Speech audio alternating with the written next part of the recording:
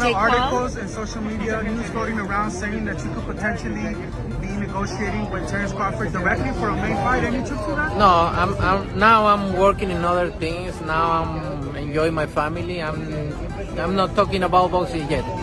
So maybe in January we're gonna start doing that. Where do things stand with Turkey? Turkey said he would like to open a line of communication with you. No middlemen, just you and him. I never say no to business. So if it is a business for me, I'm open to talk, no matter what. Anything else for Chula Vista? No, thank you everybody from Chula Vista. Thank you for your support. The likelihood of a fight with you and Terence Crawford, it would be one of the biggest in boxing. We're not talking about yet about the fight. Me and we're gonna know each other, and then we wanna see what happens. And when do you want to get out next? I know you're here in London tonight. When are you going to be in a camp? Huh? When are you going to be in a camp? I know you're in here. Camp? Training camp in March. Okay, so at the beginning of the middle of the February or March, yeah. In a major breakthrough for the boxing world, Canelo Alvarez and Terence Crawford have officially agreed to square off in a highly anticipated super middleweight bout. The fight is set for September 2025 at Allegiant Stadium in Las Vegas, Nevada. This announcement has sparked tremendous excitement among fans, as it pits two of the sport's most accomplished fighters against each other in a historic showdown. What's up, fight fans? Some breaking news. This guy, Julius Julianis, who's an ESPN Knockouts reporter, is reporting that the fight isn't only about to be announced, but the contracts are signed between none other than Canelo Alvarez and Bud Crawford. In Julianis' report, he claims that this fight has been signed, sealed, delivered, and it's going down this September in Las Vegas. We know Canelo was in London for the Ring Magazine Awards with Turki Al-Sheikh, seemingly shaking hands as business partners. And just today, as a few hours ago, Bud Crawford landed in London and was seen with Turki Al-Sheikh this September. It's official. What are your thoughts? This headline is all the details the Ring Magazine put out about 2 hours ago. Canelo Alvarez and Bud Crawford, the fight is up. Guys, are they just messing with us for real? Because this is what, 48 hours removed from them reporting the location? First ever stadium fight, Allegiant Stadium. Even though the fight was 7 months away in September, this in everybody's eyes was going on. And then all of a sudden the Ring Magazine, Turki Al-Sheikh, releases this with no other details. Canelo Alvarez and Bud Crawford in September is off. The agreement for this blockbuster fight was finalized in January 2025, setting the stage for a historic showdown. Canelo Alvarez, the undisputed super middleweight champion, holds an impressive record of 62 wins, 2 losses, and 2 draws, with 39 victories coming by knockout. His opponent, Terence "Bud" Crawford, remains undefeated with 41 wins, including 31 knockouts, and currently reigns as the undisputed welterweight champion. This bout marks Crawford's bold move up to the super middleweight division, as he looks to further solidify his legacy by taking on Alvarez. All right, let's talk Canelo, Crawford, Jake Paul again. Let's try and give a timeline of events. So on Tuesday, Ring Magazine confirmed that Canelo Crawford was on for September 13th, Raiders Stadium. That's what we got on Tuesday. On Wednesday, we started hearing whispers of Jake Paul. It sounded crazy at the time. I did a video on it. I said that's impossible. But then those whispers became louder and louder and louder. On Thursday, Ring Magazine reported that Canelo Crawford was off. Thursday evening, so just after me and G-Man had filmed, we got reports that Jake Paul versus Canelo, or Canelo versus Jake Paul, was very much a real thing and was close to being signed off, and that would have happened on Netflix.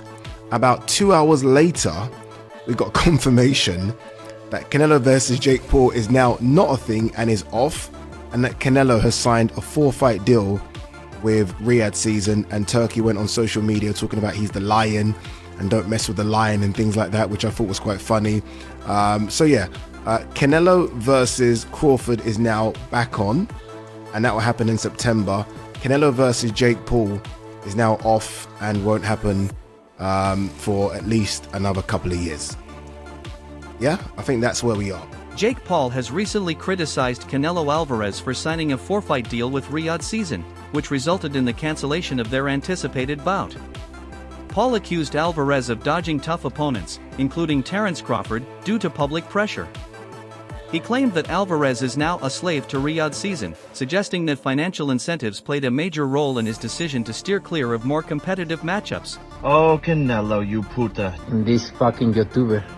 I just fight real fighters. Time to expose him. So we had a signed contract to fight. Here you can see Canelo's signature and my signature to the right. Claiming he's not fighting YouTubers. Bullshit. Look at the poster. We were announcing Tuesday, February 11th. Claiming he fights real fighters, but he's fighting Crawford, a 135-pound fighter, and running from a real fighter like David Benavidez, you bitch. The truth is you can be bought. You're a money-hungry squirrel chasing your next nut. The truth is these sports-washing shady characters are paying you hundreds of millions of dollars to stop our fight from happening because they couldn't fathom the fact that they can't create a bigger fight than me and you. Al Heyman has made you hundreds of millions of dollars and you turned your back on him for this check. Disloyal. And you were begging to do this fight on pay-per-view. But I have loyalty.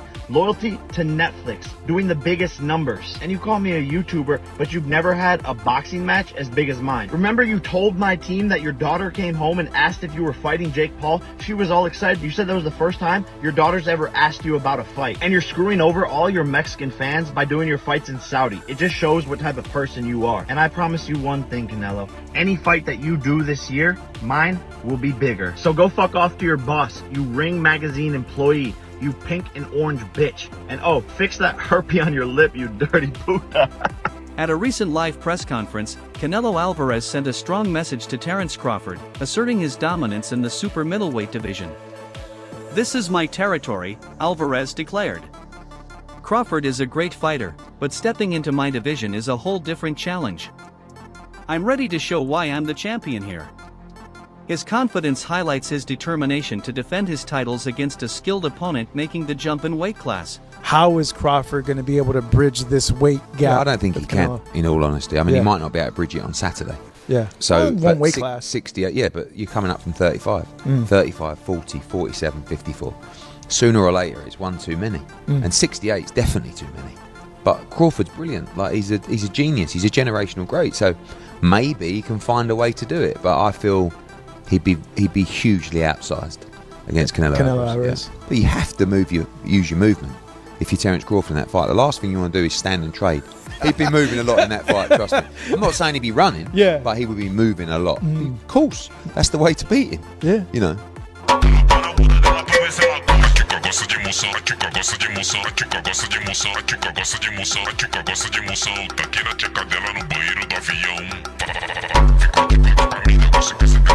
Canelo Alvarez, renowned for his power and tactical versatility, is widely regarded as one of the best pound-for-pound fighters in the world. On the other hand, Terence Crawford, a 4-division world champion, brings exceptional speed, precision, and adaptability to the ring. This clash of styles and skill sets has fans eagerly anticipating what promises to be one of the biggest boxing events of the year. When Terence Crawford said that he moved up and won, and Canelo moved up and lost, they talk all the crazy stuff about me going up and having a tough time, but he went up in weight and lost. That's the difference. I went up weight and won. I don't think that was a strong point because Canelo Alvarez actually moved up and won. I mean, he moved up a lot of weight classes, but if you want to talk about light heavyweight, he moved up and he beat Kobe. Then he moved up again and he lost to Bivol. Terence Crawford, on the other hand, he moves up to 154. He won 115, 113, but it was just an 11-0 Madrimov who didn't really have much of a resume, right? But there's a difference, to be real. I mean, Bivol is a Hall of Fame. Okay, this guy, all-time light heavyweight. It's a bit different. Canelo did knock out Kovalev when he did move up, okay? And Kovalev is a bigger challenge at light heavyweight than Madrimov at 154 for Terence Crawford. Let's just keep it a big. Canelo Alvarez remains a dominant force in the super middleweight division, boasting an impressive 62-2 record. His ability to excel in higher weight classes, combined with his power, agility, and experience, makes him a formidable challenge for any opponent. Former champion Sean Porter has raised concerns about how Terence Crawford will handle Canelo's punching power, given the Mexican star's reputation for delivering devastating blows. reporter questions whether Crawford can withstand such force, especially considering the significant jump in weight classes. This concern highlights the broader skepticism surrounding Crawford's ability to endure the physical demands of facing a naturally larger and stronger opponent. The others say, like, no, that's 2 more weight classes. Like, once he gets touched by Canelo, it's going to be different. I am concerned about him absorbing a Canelo punch, especially through the course of 12 rounds. We do know this about Canelo. He's going to slow down, you know, so I think if anything, Canelo would try to start fast and bang on him and break him down before he gets later, and he still got that kind of steam. But, you know, there's so many components that make a champion. There's so many components that make a great, a legend. It's just so much to go into. It's a conversation that lasts an hour easily when we talk about all of the components that Terence Crawford has, all of the components that Canelo have, and how we find how they even out and who trumps one another, you know what I mean? We tried to do that with Errol Spence and Terence Crawford, and we see how that panned out, you know what I mean? So, former 4-division world champion Mikey Garcia has shared his thoughts on the upcoming super middleweight clash between Canelo Alvarez and Terence Crawford. Garcia believes that Alvarez's size and power will play a crucial role in the outcome of the fight. While acknowledging Crawford's exceptional skills, he pointed out that the significant size difference could be a major challenge. Garcia noted that Alvarez has been competing at 168 pounds for years, whereas Crawford only recently moved up to 154 pounds and encountered some difficulties at the weight. I'm not even a fan of that fight. There are too many weight classes apart. And although the skills, Crawford is one of the best fighters that I've seen. Now, Canelo is, you know, fighting at 168. Crawford just moved up to 154, and he had some trouble with that in that fight. Now, where do you plan on going? 164, 65, 66? Canelo ain't gonna come down to 160. Yeah, Canelo ain't gonna come down, you know, maybe 166 max if he accepts. I think Canelo wins that fight based on just the size, you know, power and size. Now, skill-wise, I think Crawford's a better skilled fighter, but the difference in size will be the deciding factor, and that's why I'm not even a fan of that fight. I think Crawford has accomplished everything he had to accomplish from 140, 147, now 154. That's even greater for him. He wants to do something, collect belts at 154, he can attempt that. But there's no money in that compared to a Canelo fight. And Canelo is trying to fight other guys, and you know, at that point it's more of a big fight, you know, for the money that's gonna generate. But as a fight fan, I'm not really a fan of that matchmaking. I'd rather see Canelo move up and fight somebody like Bitterbeef or Revolt again. If he wanted to challenge himself, move up to 175 again, and challenge himself against those guys. Not a smaller guy moving up. Joel Diaz expressed confidence in Canelo Alvarez's ability to take on Terence Crawford. While acknowledging Crawford's reputation as the pound-for-pound best, Diaz highlighted Canelo's unique skill set and thorough preparation, emphasizing that Alvarez is more than ready for the challenge. A lot of people that say that Crawford can beat Canelo, no problem. I mean, I respect that, but I just think they're stupid. I mean, excuse my language. The size difference of a bigger man changes everything with one punch. And I can see the same thing. I mean, you saw Canelo Alvarez fighting Amir Khan. Now, look at this. Terence Crawford moved from 47 to 54 to fight Madrimov. What did he do to Madrimov? Nothing. Okay, Madrimov was a 54-pounder. Now, to move up to 168, that's 2 more divisions.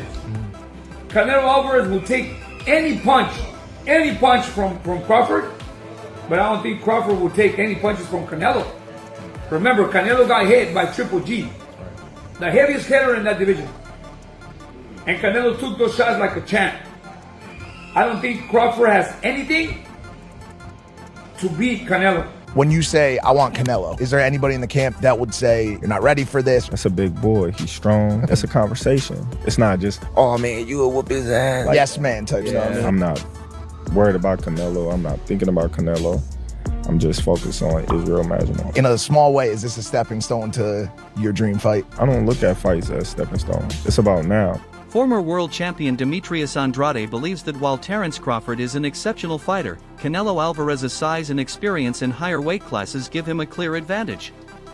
Andrade predicts that Crawford may struggle against Canelo's power and agility. Crawford faces a significant challenge as he moves up 2 weight classes to take on Alvarez.